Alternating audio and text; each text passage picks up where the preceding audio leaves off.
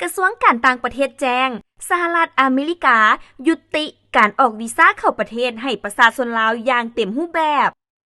อิงตามการประกาศคำสั่งของท่านโดนัลด์ทรัมป์ประธานาธิบดีแห่งสหรัฐอเมริกาในวันที่16ธันวาคม2025เกี่ยวกับการจัดตั้งปฏิบัติมาตรการจำกัดและเพิ่มความเข้มงวดต่อการออกวีซ่าเข้าออกสหรัฐอเมริกาสำหรับพลเมืองจากบางประเทศการเพิ่มมาตรการใหม่ครั้งนี้แม้นมีการสั่งให้จำกัดและเข้มงวดการออกวีซ่าอย่างเต็มรูปแบบสำหรับ19ประเทศรวมทั้งสาธารณรัฐประชาธิปไตยประชาชนลาวซึ่งก่อนหน้านี้สาธารณรัฐประชาธิปไตยประชาชนลาวถูกจัดอยู่ในรายชื่อประเทศที่ถูกจำกัดการออกวีซ่าบางภาคส่วนมาตรการใหม่ดังกล่าวนี้จะมีผลบังคับใช้นับตั้งแต่วันที่1มกราคม2026เป็นต้นไปหมายความว่าพลเมืองลาวที่ถือหนังสือผ่านแดนทั่วไปจะบ่สามารถได้รับวีซ่าเพื่อเดินทางเข้าประเทศสหรัฐอเมริกาได้ในทุกกรณีเนื่องจากว่าฝ่ายสหรัฐอเมริกาจะบ่อนุญาตออกวีซ่าให้แก่ประชาชนที่มีจุดประสงค์จะเดินทางไปท่องเที่ยวดำเนินธุรกิจไปเฮ็ดเวียกไปฝึกอบรมและศึกษา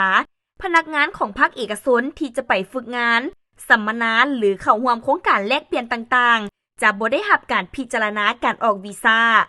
การจำกัดวีซ่าขออนุมัติเอาคนไปอยู่น้ำเส้นคู่มั่นเอาลูกเลี้ยงไปอยู่น้ำคู่ผัวเมีย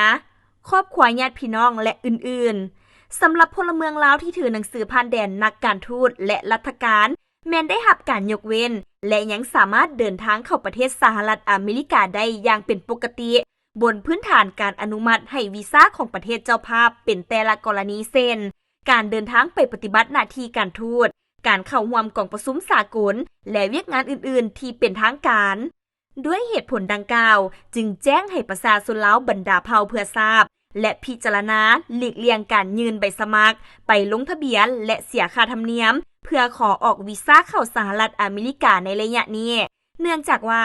บรรดาท่านจะมีความเสี่ยงสูงที่จะบ่ได้รับการพิจารณาออกวีซ่าและอาจจะเสียเงินค่าธรรมเนียมวีซ่าโดยปราศจากการได้รับวีซ่า